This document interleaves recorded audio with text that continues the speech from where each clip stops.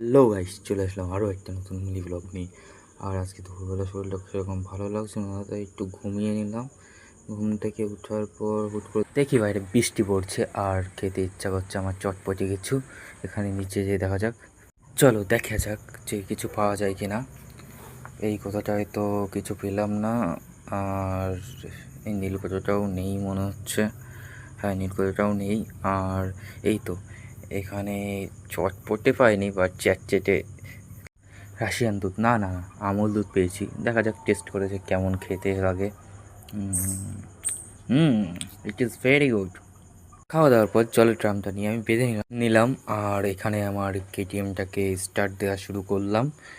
চলো দেখা যাক, জলটা আনি, চলো যাওয়া যাক।